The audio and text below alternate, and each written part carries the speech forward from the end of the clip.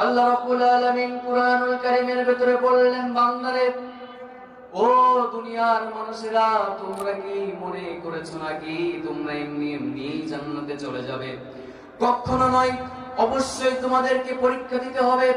আল্লাহ রাব্বুল আলামিন দেখবেন তোমাদের ভিতরে কে জিহাদ করেছে আর কে তোমাদের ভিতর ধৈর্য ধারণ করেছে। আল্লাহ রাব্বুল আলামিন অবশ্যই দেখবেন।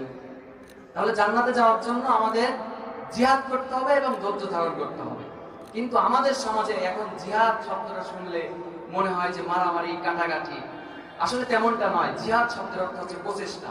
বিশ্বনবী সাল্লাল্লাহু আলাইহি ওয়াসাল্লাম নিজে নেতৃত্ব দিয়েছেন যুদ্ধের ময়দানে। তার সাথে সাথে সাহাবায়ে কেরাম, নবী আলাইহিস সালামরা তাদের জীবনকে বাজি রেখে কোরআনের জন্য, ইসলামের জন্য, আল্লাহর জন্য কাজ করেছেন। সম্মানিত উপস্থিতি, যত পয়গম্বর এই পৃথিবীর বুকে এসেছে তার ভেতর থেকে অধিকাংশ পয়গম্বর আল্লাহ তাআলার দ্বীন বাস্তবায়নের জন্য মার খেয়েছেন। সাহাবায়ে কেরাম মার খেয়েছেন। হযরত ওমর রাদিয়াল্লাহু তাআলা আনহুকে নামাজরত অবস্থায় হত্যা করা হয়েছে। হযরত হুসাইন রাদিয়াল্লাহু তাআলা আনহুকে কারবালার প্রান্তরে শহীদ করা হয়েছে। হযরত হাসান রাদিয়াল্লাহু তাআলা আনহুকে বিষ পান করে হত্যা করা হয়েছে। হযরত উসমান রাদিয়াল্লাহু তাআলা আনহুকে কোরআন শরীফের উপর বেইজ্জতি করা হয়েছে। কোন অপরাধে? ওমা নাকামু মিনহুম ইল্লা আইয়ুমিনু বিল্লাহিল আজিজুল হামিদ।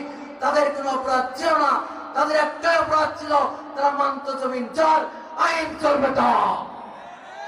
এই একটা অপরাধে এই জমিন আল্লাহর, আইনও চলবে আল্লাহ। একটা অপরাধে তাদেরকে শহীদ করা হয়েছে। বিশ্বনবী সাল্লাল্লাহু আলাইহি ওয়াসাল্লাম নিজে কষ্ট করেছেন ইসলামের জন্য। বিশ্বনবী কত কষ্ট করেছেন।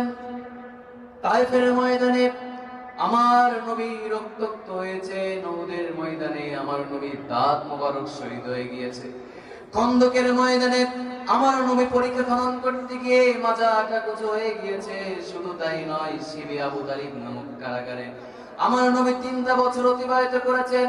যে নবী ইসলামের জন্য এত কষ্ট করলেন, রক্ত ঝরালেন, জেল কাটলেন, এত কষ্ট যে নবী করলেন, সেই নবীর যে ইসলাম আমাদেরকে দিয়ে গিয়েছেন, সেই ইসলামকে ধরে রাখা এবং প্রতিষ্ঠিত করার দায়িত্ব আজ উম্মতি মুহাম্মাদের আছে না নাই?